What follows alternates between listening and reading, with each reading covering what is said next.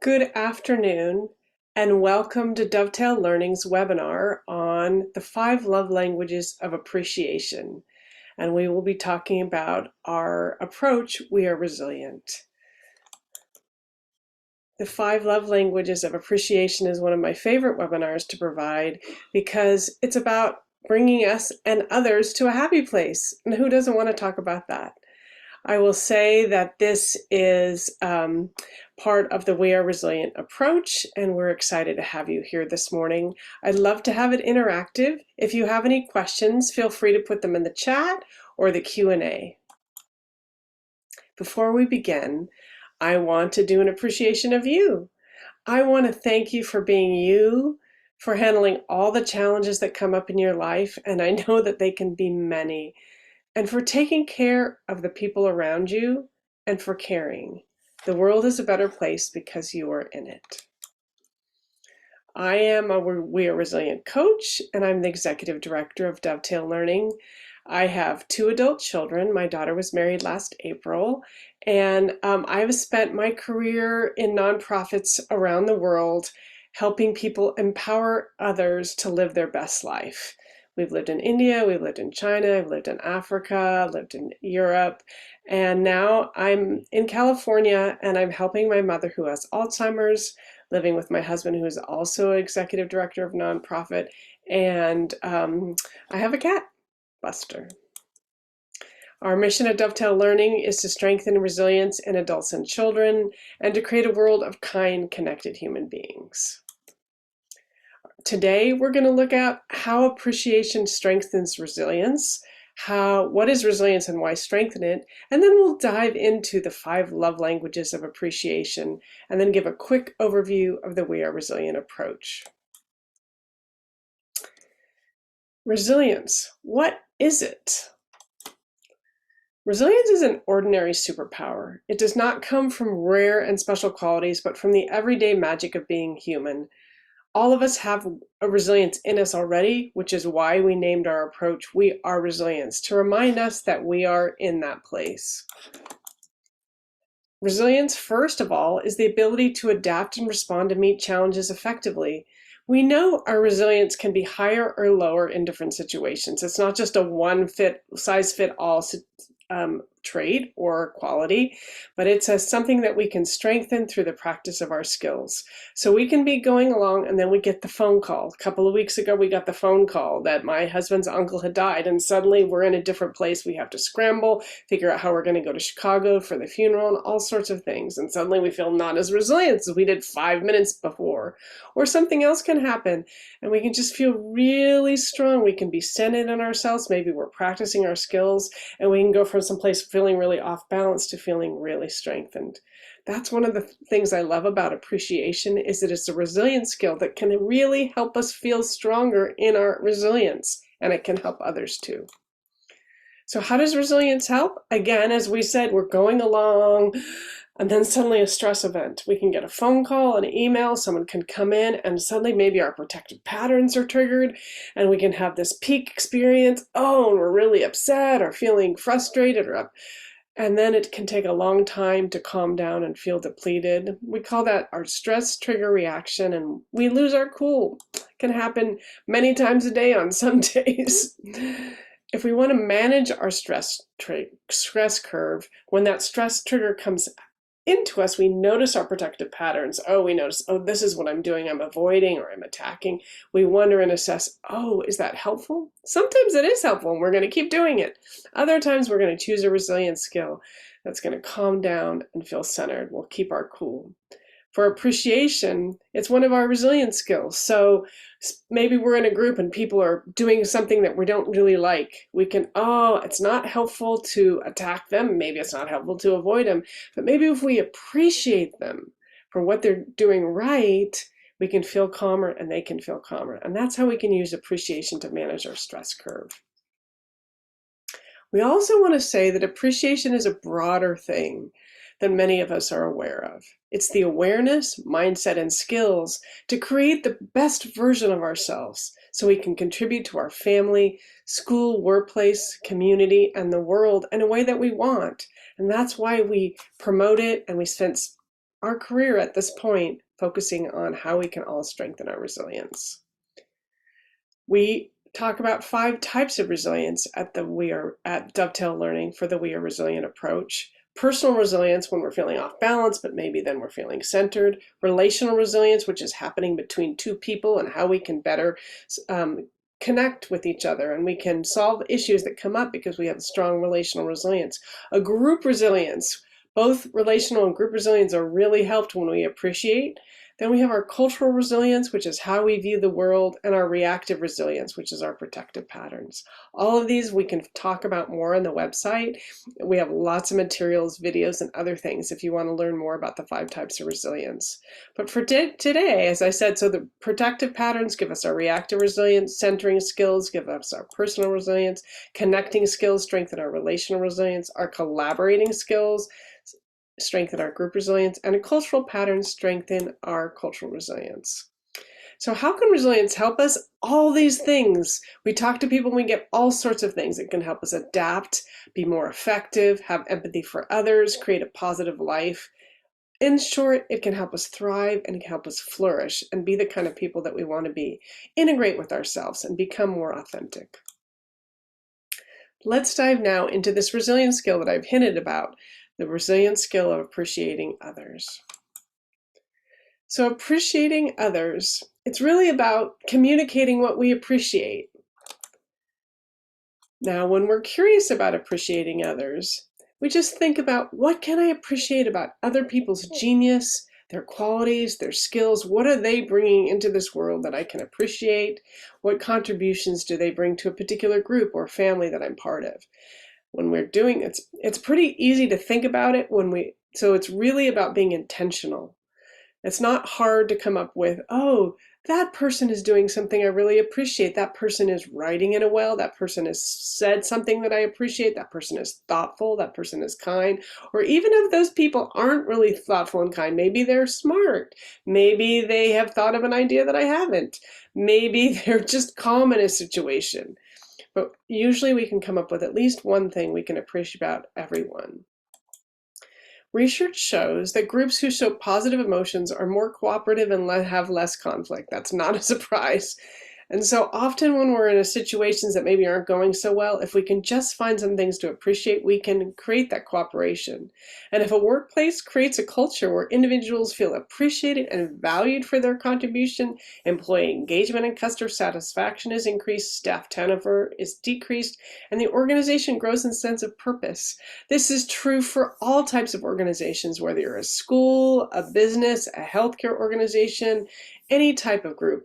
This is true in a family. When we spend a lot of time appreciating others and telling people, showing people how we appreciate them, the conflict decreases and we have a sense of purpose together. The question that we're answering today is, how do we appreciate so others can receive it? And this is a really important nuance because sometimes we appreciate people in ways that they just can't receive it. They haven't actually taken it in. And so it means that our appreciation is not doing the best, is not having the highest benefit that we can think about. So we owe a lot of this work to Dr. Gary Chapman's 5 love languages. His 5 love languages are acts of service, receiving gifts, quality time, words of affirmation, and physical touch. And these love languages, well, you can find out a lot more. He has many books on this and a lot of information on the internet. Some of it, you can take a quiz to find out which one works best for you. But all of these things also work in appreciation. So they work in the workplace, they work on a team. If you're a coach, they work in after-school programs, all these kind of things that you might not be talking about love, but they also work for appreciation. And that's what's so powerful about this idea. So the first one, acts of service. That means helping your colleague or family member as they want it. And how do we do that? How do we know how they want it? We ask.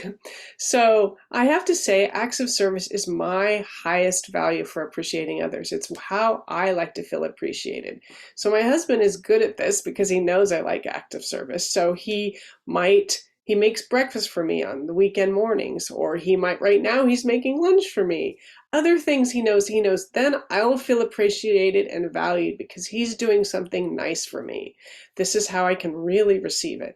If we're in the workplace, how does that work? Acts of service. Maybe someone needs help with their report.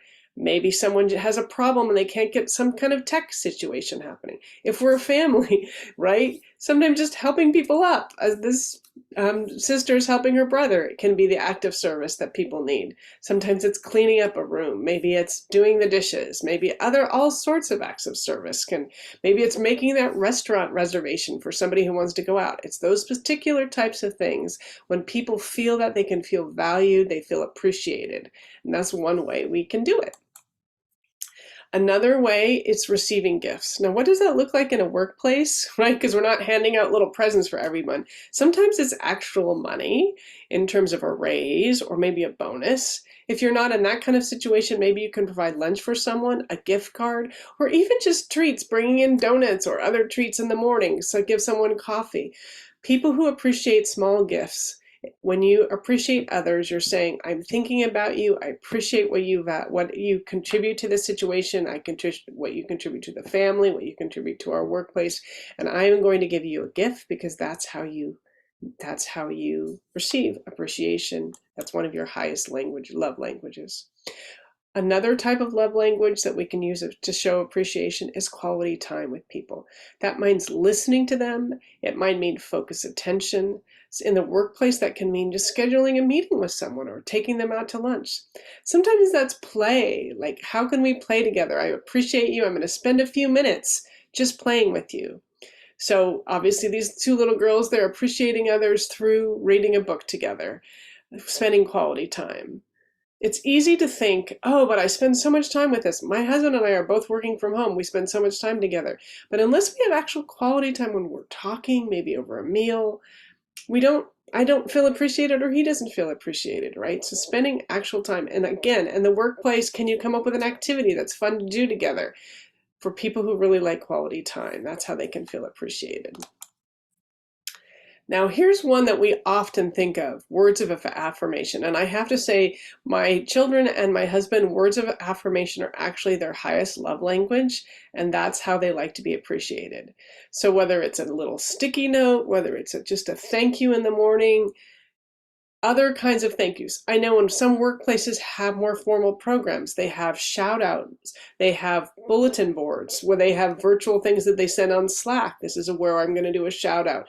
Maybe shout outs are done at the beginning of meetings or at the end of meetings, 5 minutes for shout outs. What can you say about your team members? All these kinds of things make a difference. When people get verbal words of affirmation that they have done a good job, a lot of people, that's how they best receive appreciation. And if you're not sure, you can ask, do you like this? Sometimes it's good to try things. Okay, I'm going to try a thank you board in our workplace, and we try it for a while, and then we can say, okay, at a meeting, how's that working? Would you like to have appreciation in another way? Would we like to try gifts for a while, or would we like to try different forms of quality time?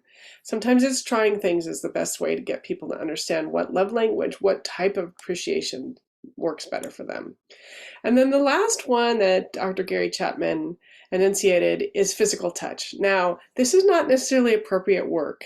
Sometimes it can be, but certainly never without a permission. This is also true in other situations. I know, like, one of my colleagues does not like to be hugged, and another colleague wants to come in and hug everyone. And it was important to set up those boundaries. Like, hugs are not good for this person, but it's good for that person. And so sort of making sure, again, that we're clear on that. But sometimes if you're, you can say, I like to give you a hug. Would you be comfortable with that? And people can say yes or no, right? Obviously, you can get into a lot of issues. So again, I wouldn't advise this in a work environment, but in a non-work environment, especially if you've asked permission, whether it's friends, families, other things, physical touch can feel so, just a hug, a touch on the hands for someone who's feeling sad, all those kinds of things can really help us feel appreciated and valued. So I wanted to make sure to name that, even though it's only true for certain situations. So again, how do we appreciate so others can receive it? We ask, we talk about it with people, we give suggestions. Would you like this or that? Which one of those things would be the most meaningful for you? And if you're wondering, like, which which of these types of love languages actually are the most meaningful for me, you can go to do the 5 love languages has a website, and there's quizzes on there, and you can answer questions. So if you want to dive into this topic more about the 5 love languages, I would highly recommend that. The books are also quite useful. But just connecting this to appreciation is really an important part of it, right? So again, the 5 love languages or appreciation are acts of service, helping your colleague as they want it. And again, for me, like when my colleague edits my work before I put it out, so I know I don't have mistakes, I so appreciate it. That's just a kind of acts of service that really means, and that actually means more to me than when he says thank you or you did a great job, because acts of service are a higher form for me of a love language than another one. Now he loves words of affirmation, and since I'm not too good at that, I have to remind myself, okay, make sure I tell him what a great job he's doing, make sure I thank him for the kinds of things that he's doing, and send him these positive kudos on a regular basis. I have to say, appreciation is the oil in groups in terms of it can really help us move more smoothly through the world. It's hard for me to imagine that there's too much appreciation anywhere in any family or any group, that people are like, oh, I don't want any more appreciation. I know when I first joined my Dovetail Learning, I was like, there's a lot of appreciation here. Do we need all of this? But after a while, you just realize it makes people work together better. It improves our group resilience. And with higher group resilience, we can handle challenges that come our way, which is how we want to move through the world. So 5 love languages: appreciation, again, acts of service, helping your colleague as they want it, receiving gifts. This is something that's interesting. My husband just recently, in the last couple of years, identified that this was one of his love languages. He was kind of uncomfortable with it for a while, and then he realized, oh, I actually love receiving thoughtful gifts. And since it's pretty low on my love languages, I'm working at trying to increase it. Like, okay, I need to make sure that I give him thoughtful gifts on a more regular basis because it's one of his love languages. Quality time, listening, focused attention, one-on-one meetings, maybe it's taking someone to lunch, just spending time with people to say, I appreciate you and I'm glad you're on my team. Words of appreciation, shout outs, and thank yous, and physical touch only where it's appropriate and not without permission. So micro practices, how can we put this into place? So if there's someone who's challenging you, as I talked about earlier, maybe you can find one thing to appreciate about them. I know if you find one thing to appreciate them and you do it on a regular basis, as I said, try doing that regularly. You kill them with kindness and you kill yourself in the sense of you build that relational resilience with someone. Even if all these other things are challenging for you, if you can find one thing in appreciation, it really can strengthen your relationship with them. And notice how your appreciation impacts you, them, and your relationship. It's communicating what we appreciate. Just spend a minute thinking about what other situations you might want to work on appreciating others. Like we talked about someone who annoys you. Maybe just in general, how can you increase your appreciations in your workplace? Are there ways that you can start sending out appreciations regularly? Maybe put a note in your calendar or a note in your reminders on a regular basis. Oh, today I'm going to spend 1 minute doing appreciation. You can take 1 minute now to send a text to someone you appreciate. It's amazing how that can help us feel better and it can make them feel better. It's just a very important part of resilience, is this whole concept of how we appreciate others in the world. So as I said, appreciating others is one of our collaborating skills that can improve our group resilience. So we have 4 other skills. All of this material can be found in Dovetail Learning and through our other webinars. So I encourage you to learn more about the other collaborating skills. We also, as I said, this is part of a larger context. So we are resilient. We talk about resilient mindsets that guide us in using our patterns and skills, those mindsets of curiosity, choice, and courage. We have the patterns, the protective patterns that give us reactive resilience. That's how we react to the world. We have our cultural patterns that give us cultural resilience. That's how we view the world. And then we talk about the skills that we can learn to center ourselves, gives us personal resilience, connecting skills that give us relational resilience, and our collaborating skills that can help our groups do better work in the world, have our families be more connected and loving with each other, and teach each other how to be the kind of people that we want to be. This is all part of the We Are Resilient approach. Again, a lot of stuff on our website and other free webinars to learn more about it. So if you want to do that, download our free digital resources. We encourage you to join a circle training or become a certified coach, purchase our books, handouts, our posters. You're welcome to contact me. If you have any questions, please put them in the chat or the Q&A, or maybe even in comments. I will say all of our materials, you can download them and use them for free, adapt them for use in your community. All we ask is that you give attribution, and please do that. If we're giving all of our work away for free, we ask that you note it when you're using it in your work, and collaborate and share back. If you create something with our work, we'd love to see it, whether it's a video, whether it's just a worksheet that you create for students. Any way you do it, it's really important for us to see how the work's being used in the world, and share alike with the same Creative Commons license that we're using. Thank you for joining us today, and I hope that you spend a few minutes being intentional about your appreciations and build that more into your life. It can really strengthen it. And think about how this 5 love languages can help you understand how to do appreciations better for others, and how you can receive them and tell other people how you like to be appreciated. Have a wonderful day.